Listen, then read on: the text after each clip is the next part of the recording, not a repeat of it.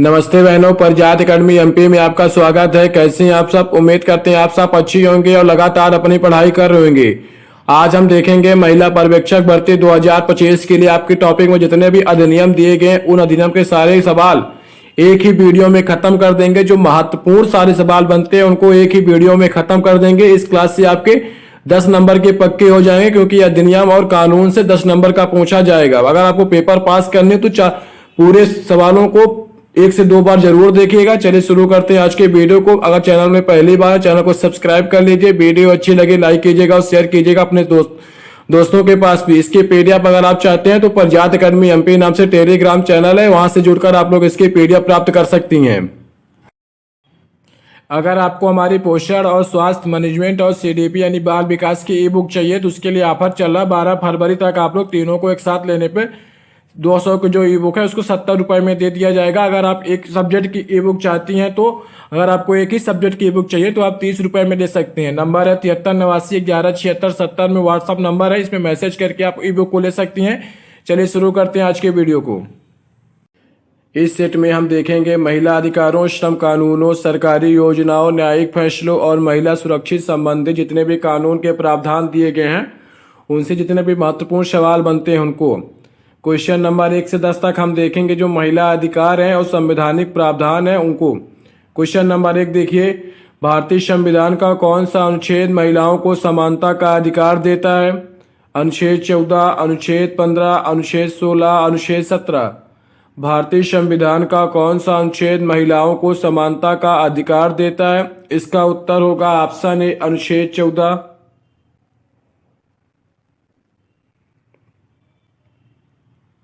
Question number 2, अनुच्छेद 15(3) किसे विशेष संरक्षण प्रदान करता है?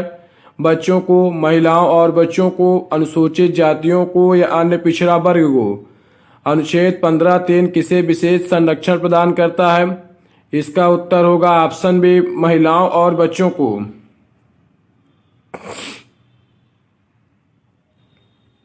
क्वेश्चन नंबर 3, भारतीय संविधान के किस अनुच्छेद में सामान्य वेतन का प्रावधान किया गया है? अनुच्छेद 15, अनुच्छेद 16, अनुच्छेद 39D या अनुच्छेद 42। भारतीय संविधान के किस अनुच्छेद में सामान्य वेतन का प्रावधान किया गया है? इसका उत्तर होगा ऑप्शन सी, अनुच्छेद 39D।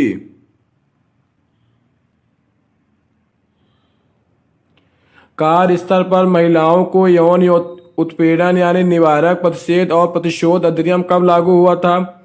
2010, 2011, 2013, 2015। कार्य स्थल पर महिलाओं के यौन उत्पीड़न यानी निवारण, प्रतिषेध और प्रतिशोध का अधिनियम कब लागू हुआ था? इसका उत्तर होगा ऑप्शन सी, 2013।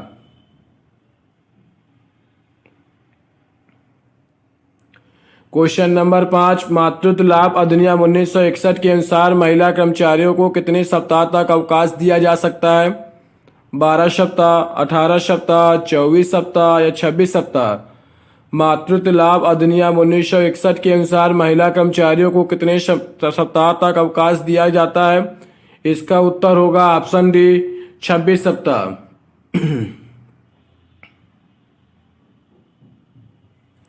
क्वेश्चन नंबर 6, कार्यस्थल पर महिलाओं के लिए यौन उत्पीड़न रोकने के लिए गठित समिति को क्या कहा जाता है?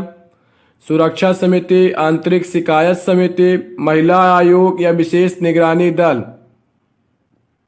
कार्यस्थल पर महिलाओं के यौन उत्पीड़न को रोकने के लिए गठित समिति को क्या कहा जाता है? इसका उत्तर होगा ऑप्शन बी, आंतरिक शिकायत समिति। क्वेश्चन नंबर 7, महिलाओं के लिए पंचायत राज व्यवस्था में कितने प्रतिशत तक आरक्षण दिया जाता है? 25%, 33%, 50% या 75%। महिलाओं के लिए पंचायती राज व्यवस्था में कितने परसेंटेज तक आरक्षण दिया जाता है? इसका उत्तर होगा ऑप्शन बी, 33%।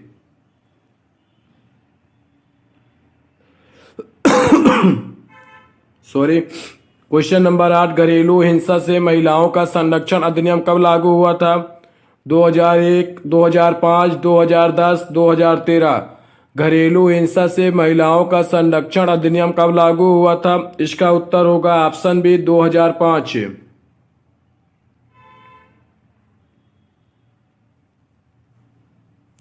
कार्यस्थल पर यौन उत्पीड़न से संबंधित जो विशाखा गाइडलाइंस है किस वर्ष जारी किए गए थे? 1992, 1995, 1997 या 2000? कार्यस्थल पर यौन उत्पीड़न से संबंधित विशाखा गाइडलाइंस किस वर्ष जारी की गई थी? इसका उत्तर होगा विशाखा गाइडलाइंस 1997 में जारी की गई थी, ऑप्शन सी।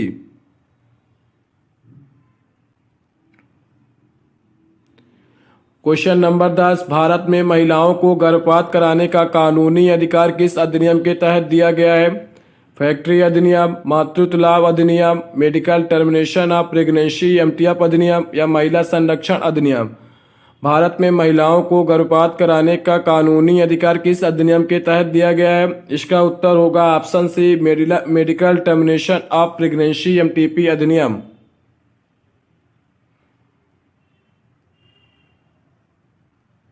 अब हम देखेंगे 11 से 20 तक जो महिला सशक्तिकरण और सरकारी योजनाएं हैं उनके सवाल। क्वेश्चन नंबर 11, बेटी बचाओ बेटी पढ़ाओ योजना कब शुरू की गई थी? 2013, 2014, 2015, 2016? बेटी बचाओ बेटी पढ़ाओ योजना कब शुरू की गई थी? इसका उत्तर होगा ऑप्शन से 2015।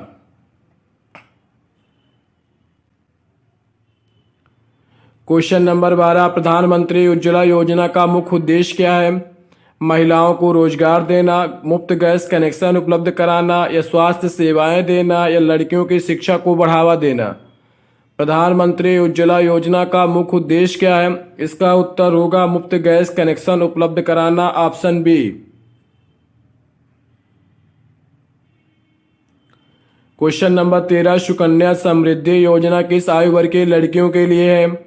0 से 5 वर्ष, 0 से 10 वर्ष, 10 से 18 वर्ष, 18 से 25 वर्ष? सुकन्या समृद्धि योजना किस आयु वर्ग की लड़कियों के लिए है? इसका उत्तर होगा ऑप्शन बी, 0 से 10 वर्ष।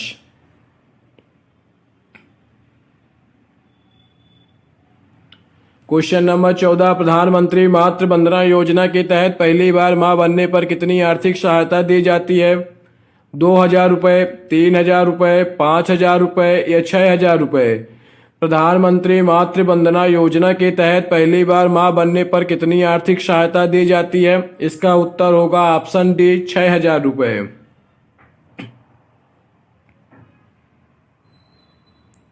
क्वेश्चन नंबर 15, महिला हेल्पलाइन 181 किस उद्देश्य से शुरू की गई थी? शिक्षा संबंधित जानकारी देने के लिए, स्वास्थ्य सेवाएं प्रदान करने के लिए, महिलाओं की सुरक्षा सुनिश्चित करने के लिए या मातृत्व लाभ की योजना से जुड़ने के लिए? महिला हेल्पलाइन 181 किस उद्देश्य से शुरू की गई थी? इसका उत्तर होगा ऑप्शन सी, महिलाओं की सुरक्षा सुनिश्चित करने के लिए, ऑप्शन सी।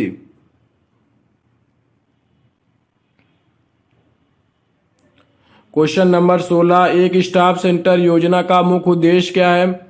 लड़कियों की शिक्षा, घरेलू हिंसा से बचाव, आर्थिक सहायता देना या महिला रोजगार को बढ़ावा देना? एक स्टाफ सेंटर योजना का मुख्य उद्देश्य क्या है? इसका उत्तर होगा ऑप्शन बी, घरेलू हिंसा से बचाव।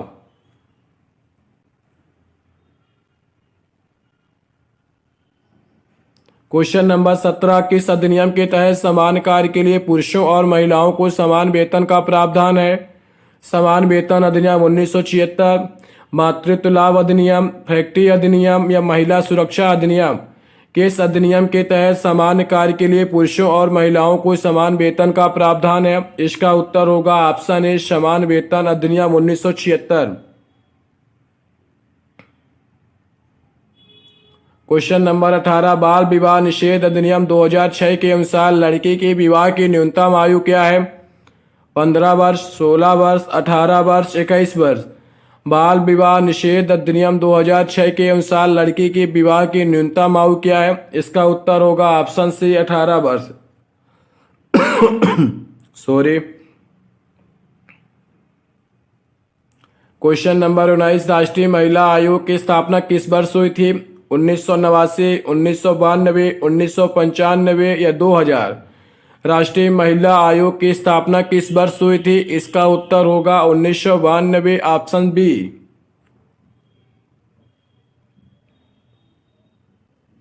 स्टैंड अप इंडिया योजना का उद्देश्य क्या है? महिला उद्यमियों को वित्तीय सहायता देना, बालिका शिक्षा को बढ़ावा देना, घरेलू हिंसा को रोकना या महिला सुरक्षा बढ़ाना। स्टैंड अप इंडिया योजना का उद्देश्य क्या है? इसका उत्तर होगा ऑप्शन ए महिला उद्यमियों को वित्तीय सहायता देना, ऑप्शन ए। ये थे हमारे 20 सवाल कंप्लीट हो चुके हैं। इसके बाद हम 20 सवाल और देखेंगे, इसलिए अगर आपने चैनल वीडियो को लाइक ना किया हो, सबसे पहले वीडियो को लाइक कर दीजिए, चैनल को सब्सक्राइब कर लीजिए और इसकी अगर पीडीएफ चाहते हैं तो प्रजात एकेडमी एमपी नाम से टेलीग्राम चैनल है, वहां से जुड़कर आप लोग इसकी पीडीएफ ले सकते हैं। वीडियो को शेयर जरूर कर दीजिए, इस समय आप लोग वीडियो को शेयर नहीं करती। चैनल को सब्सक्राइब कर लीजिए, वीडियो को लाइक कर लीजिए। चलिए शुरू करते हैं आगे के क्वेश्चनों को। अब हम देखेंगे 21 से 23 तक जो महिला श्रम कानून है और सुरक्षा वाले अधिनियम है, उनसे जितने भी सवाल बनते हैं उनको। क्वेश्चन नंबर 21, मातृत्व लाभ अधिनियम के अनुसार कितने से अधिक कर्मचारियों वाली कंपनी को मातृत्व अवकाश प्रदान करना अनिवार्य है? 5, 10, 50 या 100? इसका आंसर होगा ऑप्शन बी। अगर किसी कंपनी में 10 से अधिक महिलाएं काम करती हैं तो उस कंपनी को मातृत्व अवकाश देना ही पड़ेगा, क्योंकि यह कानूनी प्रावधान है। क्वेश्चन नंबर 22, समान वेतन अधिनियम किस वर्ष पारित किया गया था? 1956, 1965, 1976, 1985? समान वेतन अधिनियम किस वर्ष पारित किया गया था? इसका उत्तर होगा ऑप्शन सी, 1976।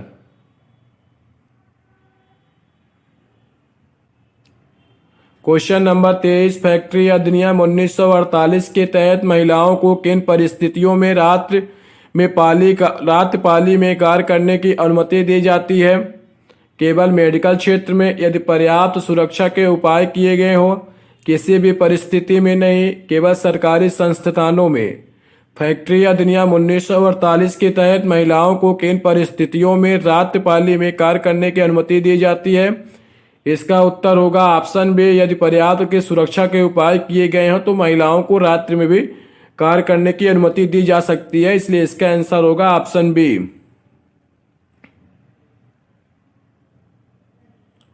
क्वेश्चन नंबर 24, बाल श्रम निषेध एवं विनिमय अधिनियम 1986 के अनुसार न्यूनतम आयु सीमा क्या है? 12 वर्ष, 14 वर्ष, 16 वर्ष, 18 वर्ष? बाल श्रम निषेध एवं विनिमय अधिनियम 1986 के अनुसार न्यूनतम आयु सीमा क्या है? इसका उत्तर होगा ऑप्शन बी, 14 वर्ष। क्वेश्चन नंबर 25, महिला श्रमिकों के लिए गर्भावस्था के दौरान चिकित्सीय सुविधा किस अधिनियम में वर्णित है? फैक्ट्री अधिनियम, मातृत्व लाभ अधिनियम, श्रम संहिता अधिनियम या महिला कल्याण अधिनियम? महिला श्रमिकों के लिए गर्भावस्था के दौरान चिकित्सीय सुविधा किस अधिनियम में वर्णित है? इसका उत्तर होगा ऑप्शन बी, मातृत्व लाभ अधिनियम। क्वेश्चन नंबर 26, महिला श्रमिकों को किन परिस्थितियों में छुट्टी के दौरान वेतन प्राप्त करने का अधिकार है? किसी भी प्रकार की छुट्टी पर, केवल बीमारी की छुट्टी पर, मातृत्व अवकाश के दौरान या केवल सरकारी नौकरियों में? महिला श्रमिकों को किन परिस्थितियों में छुट्टी के दौरान वेतन प्राप्त करने का अधिकार है? इसका उत्तर होगा ऑप्शन सी, मातृत्व अवकाश के दौरान महिलाओं को वेतन दिया जाता है। किस अधिनियम के तहत महिलाओं के लिए कार्यस्थल पर समान वेतन की गारंटी दी गई है? समान वेतन अधिनियम 1976, श्रम संहिता अधिनियम 2019, औद्योगिक विवाद अधिनियम, महिला सशक्तिकरण अधिनियम? किस अधिनियम के तहत महिलाओं के लिए कार्यस्थल पर समान वेतन की गारंटी दी गई है? इसका उत्तर होगा ऑप्शन ए, समान वेतन अधिनियम 1976। क्वेश्चन नंबर 28, कौन सा अधिनियम नियोक्ता को महिला कर्मचारियों के लिए क्रेच यानी आंगनबाड़ी सुविधा प्रदान करने के लिए बाध्य करता है? मातृत्व लाभ अधिनियम 1961, श्रम संहिता अधिनियम, महिला एवं बाल विकास अधिनियम, सामाजिक सुरक्षा अधिनियम? कौन सा अधिनियम नियोक्ता को महिला कर्मचारियों के लिए क्रेच यानी आंगनबाड़ी सुविधा प्रदान करने के लिए बाध्य करता है? इसका उत्तर होगा ऑप्शन ए, मातृत्व लाभ अधिनियम 1961। Question number 19, making work place safe for women report किस संगठन ने जारी की थी? राष्ट्रीय महिला आयोग, श्रम मंत्रालय, योजना आयोग या स्वास्थ्य मंत्रालय? Making work place safer for women report किस संगठन ने जारी की थी? इसका उत्तर होगा ऑप्शन बी राष्ट्रीय महिला आयोग। इसका उत्तर होगा ऑप्शन ए राष्ट्रीय महिला आयोग। ऑप्शन ए राष्ट्रीय महिला आयोग। Making work place safer for women report किस संगठन ने जारी की थी?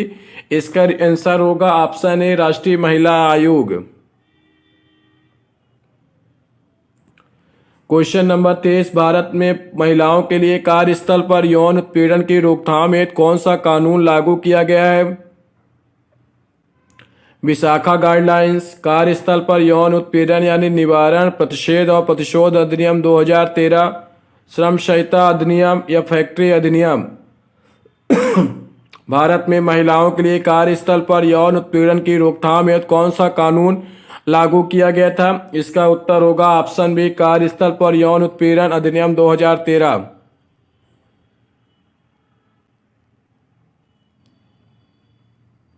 अब हम देखेंगे 31 से 40 तक महिला एवं बाल विकास संबंधी जितने भी कानूनी प्रावधान है उनको। क्वेश्चन नंबर 31, लैंगिक अपराधों से बच्चों का संरक्षण यानी पॉस्को अधिनियम कब पारित हुआ था? 2010, 2012, 2014, 2016। लैंगिक अपराधों से बच्चों का संरक्षण यानी पॉस्को अधिनियम कब पारित हुआ था? इसका उत्तर होगा option B 2012। Question number 32, Bharat में लड़कियों के शिक्षा को बढ़ावा देने के लिए कौन सी योजना शुरू की गई? बेटी बचाओ बेटी पढ़ाओ, उज्ज्वला योजना, आत्मनिर्भर भारत योजना, महिला सशक्तिकरण मिशन। भारत में लड़कियों की शिक्षा को बढ़ावा देने के लिए कौन सी योजना शुरू की गई? इसका उत्तर होगा बेटी बचाओ बेटी पढ़ाओ। यह योजना कब चालू की गई थी? इसका उत्तर होगा 2015। पीछे क्वेश्चन में करा दिया गया है कि बेटी बचाओ बेटी पढ़ाओ योजना 2015 में प्रारंभ की गई थी। क्वेश्चन नंबर 33, भारत में लड़कियों के लिए फ्री और अनिवार्य शिक्षा की गारंटी किस अधिनियम के तहत दी गई है? शिक्षा का अधिकार अधिनियम 2009, महिला शिक्षा अधिनियम, राष्ट्रीय शिक्षा नीति, समग्र शिक्षा अभियान। भारत में लड़कियों के लिए फ्री और अनिवार्य शिक्षा की गारंटी किस अधिनियम के तहत दी गई है? इसका उत्तर होगा ऑप्शन ए शिक्षा का अधिकार अधिनियम 2009। क्वेश्चन नंबर 34, कार्यस्थल पर महिलाओं की सुरक्षा सुनिश्चित कराने के लिए विशाखा गाइडलाइंस किस वर्ष लागू की गई थी? 1992, 1997, 2000 या 2005? विशाखा गाइडलाइंस कब की है? इसका उत्तर आप लोग कमेंट बॉक्स में दीजिएगा कि 34 का आंसर क्या होगा। कमेंट करके जरूर बताइएगा, जिससे मुझे भी मोटिवेशन मिलता रहे, ऊर्जा मिलती रहे कि आप लोग पढ़ रहे हैं कि नहीं। क्वेश्चन नंबर 35, किस अधिनियम के तहत घरेलू हिंसा से महिलाओं की सुरक्षा की जाती है? घरेलू हिंसा अधिनियम 2005, महिला कल्याण अधिनियम, अपराध संहिता अधिनियम या फैक्ट्री अधिनियम? किस अधिनियम के तहत घरेलू हिंसा से महिलाओं की सुरक्षा की जाती है? इसका उत्तर होगा ऑप्शन ए घरेलू हिंसा अधिनियम 2005। क्वेश्चन नंबर 36, बाल विवाह निषेध अधिनियम के तहत दोषी पाए जाने पर अधिकतम सजा क्या है? 1 वर्ष का कारावास, 2 वर्ष का कारावास, 5 वर्ष का कारावास या 7 वर्ष का कारावास? बाल विवाह निषेध अधिनियम के तहत दोषी पाए जाने पर अधिकतम सजा क्या है? इसका उत्तर होगा ऑप्शन से 5 वर्ष का कारावास। क्वेश्चन नंबर 37, राष्ट्रीय महिला आयोग का मुख्य उद्देश्य क्या है? महिलाओं के अधिकारों की रक्षा करना, महिलाओं को रोजगार देना, महिलाओं को वित्तीय सहायता देना या महिलाओं को शिक्षा में बढ़ाना? राष्ट्रीय महिला आयोग का मुख्य उद्देश्य क्या है? इसका उत्तर होगा ऑप्शन ए महिलाओं के अधिकारों की रक्षा करना। ऑप्शन 1। क्वेश्चन नंबर 38, महिला हेल्पलाइन नंबर 1091 किस उद्देश्य से कार्य करती है? बालिका की शिक्षा, महिला की सुरक्षा, स्वास्थ्य सेवाएं या मातृत्व सहायता? महिला हेल्पलाइन नंबर 1091 किस उद्देश्य से कार्य करती है? इसका उत्तर होगा ऑप्शन बी महिला की सुरक्षा। क्वेश्चन नंबर 39, शादी के बाद महिला की संपत्ति पर अधिकार किस कानून के तहत सुरक्षित है? हिंदू उत्तराधिकार अधिनियम 1956, महिला सुरक्षा अधिनियम, श्रम संहिता अधिनियम या महिला अधिकार अधिनियम? शादी के बाद महिला की संपत्ति पर अधिकार किस कानून के तहत सुनिश्चित है? इसका उत्तर होगा ऑप्शन ए हिंदू उत्तराधिकार अधिनियम 1956।